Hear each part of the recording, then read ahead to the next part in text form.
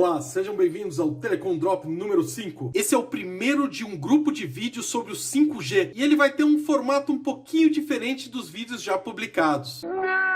Mas calma, o formato e os memes continuarão os mesmos depois dos vídeos dessa série.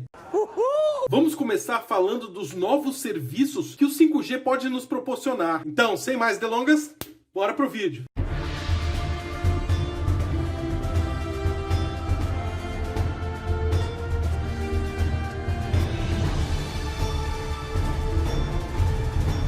O 5G é considerado uma tecnologia disruptiva. Disruptiva é tudo aquilo que envolve uma quebra, uma ruptura de padrões ou modelos pré-estabelecidos. Ou ainda pode ser considerado algo que interrompe o segmento normal de um processo. Essa tecnologia vai causar tanto impacto que vai mudar o jeito que a humanidade vive. Talvez não no primeiro momento, né? Mas vai mudar. Se pensarmos bem, isso já vem acontecendo nos últimos anos. Isso com o 3G, que significou principalmente o acesso à internet, e o 4G, que significou uma explosão de novos aplicativos e novos serviços. Então é isso, vamos dar início então à nossa apresentação. No nosso vídeo de hoje nós vamos falar aí do que o 5G é capaz de nos proporcionar em termos de tecnologia e serviços, ok? Então vamos analisar três pilares.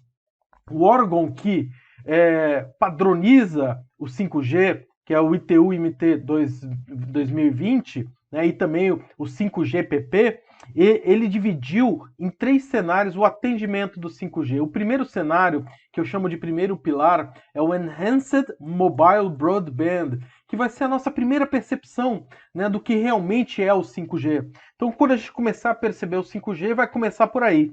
E o EMBB, Enhanced Mobile Broadband, Enhanced em inglês é melhorado, mobile é móvel, broadband é banda larga. Então aqui nós temos que banda larga móvel melhorado, ou seja, maior taxas de dados. Então vamos lá, pessoal.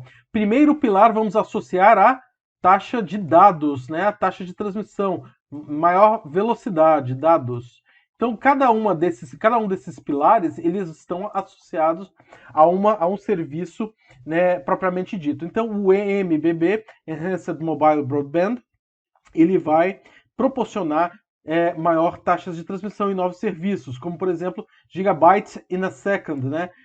Pegar 1 gigabyte de informação em 1 segundo, você vai poder baixar aí um vídeo de altíssima definição em poucos segundos, né? Ou ainda, né, vídeos 3D, né, de Ultra High Definition Screens, né, telas de altíssima definição, enfim, uma porção de outros serviços que nós vamos ver aí no decorrer do nosso vídeo, tá? O outro pilar seria o MMTC, vou pular aqui, ó, da ordem, mas é o Massive Machine Type Communications, né, ou comunicação massiva, né, de máquinas. Então veja só, Massive Machine, máquina conversando com máquina. Até porque o 5G ele está sendo desenhado não só para conectar pessoas, mas conectar coisas. Conectar pessoas com coisas e coisas com outras coisas também. Então nós teremos as máquinas conectadas com outras máquinas. E aí nós chegamos nesse segundo pilar, que é o MMTC. E nesse MMTC entra um conceito de Smart City, né? Ou Smart Homes também, que seriam cidades inteligentes e lares inteligentes. Aqui a gente coloca também um outro conceito muito importante, que está sendo falado muito aí na mídia, que é o IoT, ou Internet of Things, ou Internet das Coisas, onde todas as coisas estarão conectadas à rede. E aí que entra, né, o conceito primordial do MMTC, ou Massive Machine Type Communications. E o nosso terceiro pilar é o Ultra Reliable and Low Latency Communications. O que é esse palavrão em inglês aí? Seria esse Ultra Reliable. Reliable em inglês significa confiável. Então, Ultra Reliable seria ultra confiável. Então, imagina só. Low latency é baixa latência, então comunicações de baixa latência ultra confiáveis. O que é latência, Carlos? Latência é o tempo de resposta da rede. Quando você aperta um Enter, essa informação vai lá para a rede, às vezes você está solicitando uma página da internet, vai até o servidor e ele volta com essa resposta. Então, quanto maior essa essa resposta da rede, menor é a latência, né? Latência pode-se dizer que é o retardo da rede em responder o usuário. Então aqui nós temos três pilares. O primeiro é o Enhanced Mobile Broadband, que implica numa alta taxa de transmissão, tá? O Massive Machine Type Communication. A palavra de ordem aqui é conectividade, muitas coisas conectadas na rede, tá? E latência, baixa latência é o terceiro pilar, que seria Ultra Reliable Low Latency Communications, ou URLLC. Ok? Vamos dar uma olhada nos serviços que cada um desses pilares nos proporciona. Vamos começar aqui com o EMBB, que é o Enhanced Mobile Broadband. E aqui nós temos um exemplo clássico, que nós, até nessa pandemia, nesse momento que nós estamos vivendo, nós já adiantamos muito esse tipo de serviço. Você pode fazer uma reunião de negócio, por exemplo, em uma viagem, ou remotamente, através, por exemplo, nesse trem aqui, tem um grupo de empresários, né, trabalhando enquanto estão viajando, ou ainda, nesse mesmo trem tem uma pessoa jogando online com outras pessoas. Isso aqui já acontece um pouco hoje, só que no EMBB lá do 5G, a gente terá altíssimas taxas de transmissão, muito maiores do que nós temos hoje. Um outro serviço do EMBB, Enhanced Mobile Broadband, seria a realidade aumentada. Carlos, o que é realidade aumentada? É justamente isso aqui, ó, que tem aqui do lado direito, elementos virtuais no mundo real. Um exemplo é esse joguinho aqui que já existe, é o Pokémon GO. A gente tem aqui, ó, esse bichinho amarelo, que eu não sei o nome, esse bichinho amarelo aqui que aparece, né, e as pessoas têm que caçar esse bichinho. Eu acho que é isso o jogo. Mas o importante aqui é que é um elemento virtual num ambiente real. Então isso é uma realidade aumentada. Uma outra aplicação de realidade aumentada, você pode estar viajando num país estranho, diferente do seu, ou em qualquer outra cidade, e você está numa rua que você quer saber onde tem alguma coisa para comer. Você coloca o seu celular e você tem ali, né, dizendo, ó, aqui tem um restaurante, aqui tem uma loja que conserta relógio, aqui tem um banco, aqui tem um café, um coffee shop, enfim. Você está tendo elementos virtuais, que são todas essas informações virtuais no mundo real. Então isso é realidade aumentada. Você vai no mercado, vai escolher uma cerveja, tem 5 tipos de cerveja, e você só de botar o celular apontando para o balcão das cervejas, ele já vai dizer qual que é a mais barata, ou ainda se tem no mercado próximo uma cerveja mais barata. Isso é realidade aumentada. Você colocar elementos virtuais no seu mundo real, ok? Um outro serviço que o 5G vai nos proporcionar, isso só, pessoal, no primeiro pilar, que é o Enhanced Mobile Broadband, que é altas taxas de transmissão. É a questão dos hologramas. Olha só esse elefante aqui, né? Sendo um holograma, aparece um holograma 3D que parece que realmente temos um elefante. Então, isso aqui é um holograma, que é uma coisa que vai se tornar mais viável, mais possível com o 5G. Os hologramas, na verdade, foram criados lá na década de 40, 1948, e até o inventor dele, ele ganhou o prêmio Nobel, né, nos anos 70 por causa disso.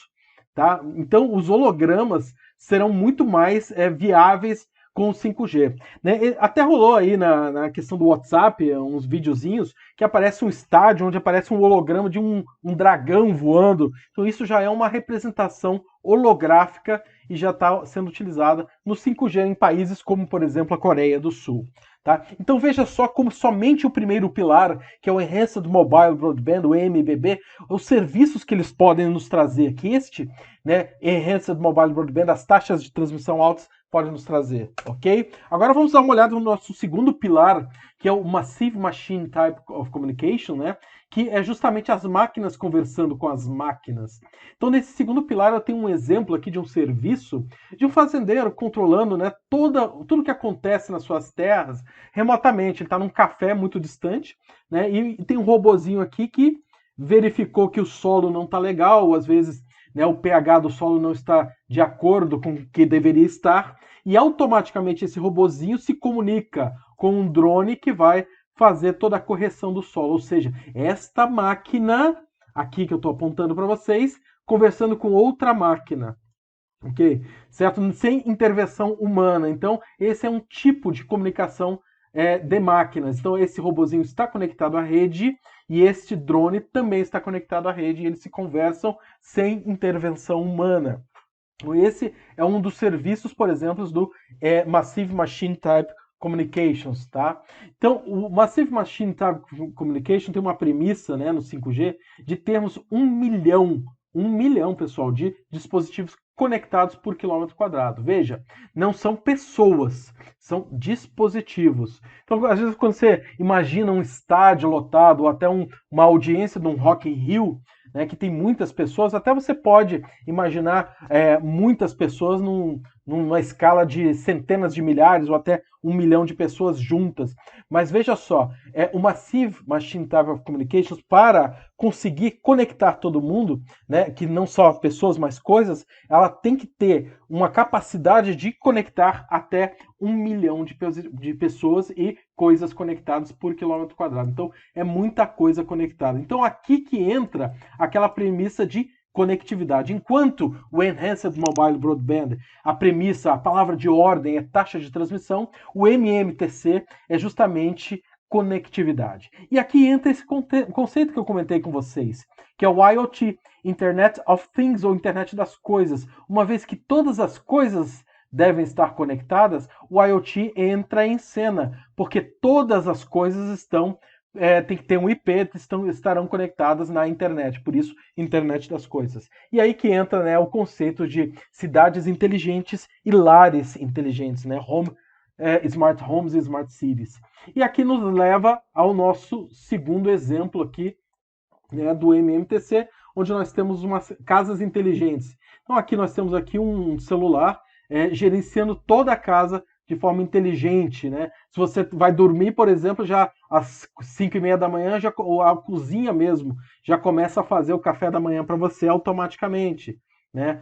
O café deu 5 horas, 5:30 já começa a fazer. Aí quando você acorda já está tudo pronto, já começa a assar automaticamente, né? Ou está muito frio, automaticamente a casa nota que tem os sensores notam que a temperatura está muito fria, eles liga a calefação, enfim, esse tipo de coisas, casas inteligentes. Você viajou e deixou os seus peixes sem ninguém lá para cuidar. Automaticamente a casa tem um dispositivo que alimenta os peixes periodicamente. Ou ainda, seu cachorro ficou sozinho, você joga um holograma lá para ele ver você através de um vidro, ou através de alguma coisa, para que ele possa matar a saudade. Nós temos hoje em dia já o avô, vamos dizer assim, da Smart Home, que seria o Alexa da Amazon, né, que seria também um dispositivo que tenta te auxiliar nas tarefas domésticas. Então seria vamos dizer assim, o prenúncio, né, vamos dizer, o início do que a gente chama de lares inteligentes. Então tem uma infinidade de aplicações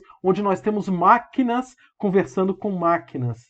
Certo? Ou às vezes tem um exemplo, né, de uma palestra, eu vi um exemplo muito interessante, que a pessoa está viajando, né, e tem um colega dele que precisa pegar um objeto na casa dele remotamente. Então você remotamente consegue abrir a porta para ele sem estar fisicamente lá, sem precisar de uma chave. Então, através de um código, a sua casa inteligente vai poder aceitar a entrada desse colega, através de uma digital dele que você pode cadastrar ou através, realmente, simplesmente você abrir a porta para ele remotamente. Enfim, uma porção de outros serviços, tá? Um outro exemplo do MMTC seria justamente o monitoramento ostensivo da saúde, né, para idosos ou pessoas que têm algum tipo de doença que precisam ter, né, um controle mais ostensivo, né? Ou, por exemplo, aqui na figura nós temos um senhor andando onde tem aqui os sinais vitais dele sendo monitorados e mandados para uma rede, né? Por exemplo, se o índice de glicemia dele está muito alta, ou se ele está com a pressão adequada, enfim, qualquer problema, já um serviço de emergência pode ser acionado sem que haja nenhuma interação humana, uma vez que ele está totalmente ligado à rede. Isso é um pouco ruim também se você está numa dieta, não pode comer doce, vai comer, a rede já está te dedurando lá, você está comendo um chocolate, porque a tua glicemia aumentou e a rede toda já ficou sabendo. Então isso aqui levanta uma discussão que dá até para a gente conversar num outro fórum sobre a questão da individualidade que acaba morrendo um pouquinho e a nossa vida começa a ficar muito exposta na rede. E isso levanta uma questão sobre segurança. Então isso é uma discussão muito interessante, né, que a gente pode conversar até num outro fórum. Tá? Um outro exemplo aí desse nosso segundo pilar, que é do Massive Machine Type of Communication, né? Se você tem que tomar um remédio diariamente, todos os dias, de uso contínuo, o seu armário, né, que guarda os remédios, ele vai conseguir identificar que os remédios ali estão acabando, né, e ele informa automaticamente a farmácia pela rede, né, e já manda a entrega na sua casa. Isso tudo você previamente pode deixar configurado, né, a solicitação, cartão de crédito, tudo já pré-determinado na farmácia, né? Então, você sabe também os dias, você sempre entregue às quintas-feiras, tal horário, por exemplo, né? Então, você já deixa tudo pré-estabelecido. Eu mesmo tomo remédio todos os dias para pressão arterial, né? E muitas vezes acaba o remédio, eu tenho que sair correndo aí para a farmácia para não deixar de tomar um dia, né? Então, isso é um serviço que, por exemplo, auxilia o pessoal, né? Semelhante a esse serviço tem, né, por exemplo, a sua geladeira pode ter um IP lá que vai informar para o mercado que está faltando algum tipo de comida, leite ou alguma manteiga, né? Não se você for estudante. Se você for estudante, vai ter uma cerveja, uma margarina e uma garrafa d'água. Estudante não tem mais nada, né? Mas normalmente na geladeira ela poderia informar o mercado que está faltando algum tipo de suprimento, enfim, alguma coisa que faltou. De forma similar à anterior, né, a máquina conversa com a máquina e tudo isso ocorre sem intervenção humana. Notem como a questão de ser uma tecnologia disruptiva entra em cena, né? Aqui a gente cria uma quebra de padrões de comportamento. Você não vai mais ao mercado regularmente, ou à farmácia. Tudo isso pode estar conectado à rede, ok?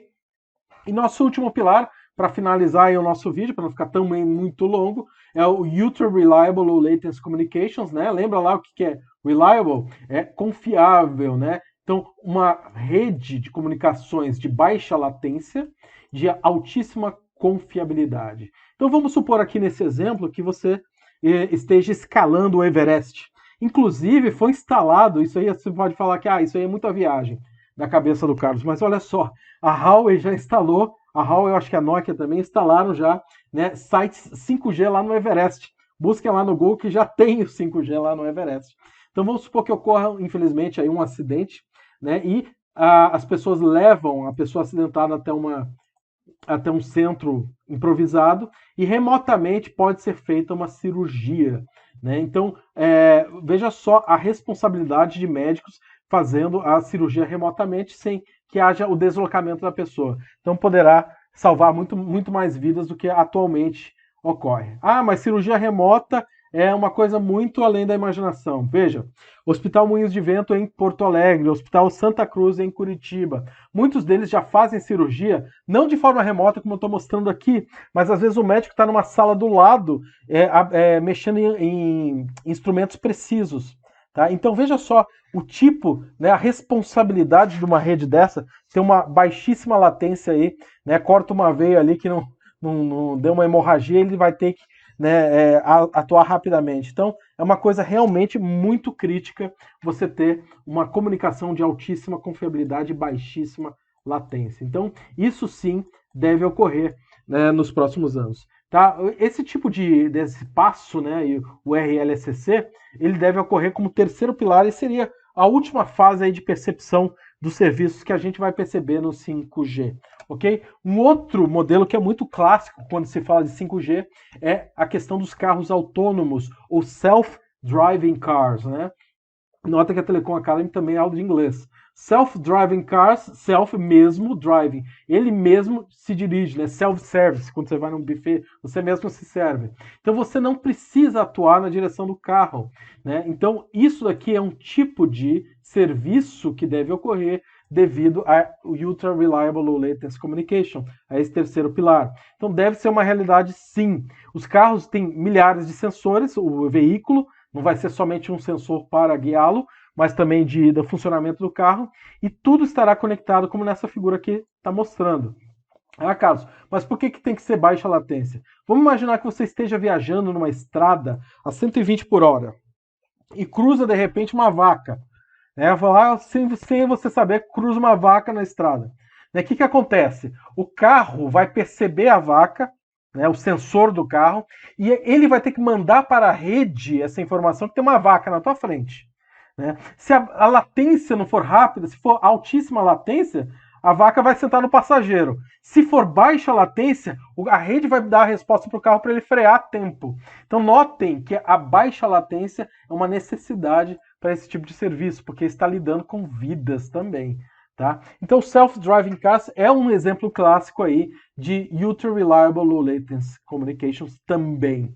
Beleza? E assim nós temos os 3 pilares do 5G que vão proporcionar esses tipos de serviço, né?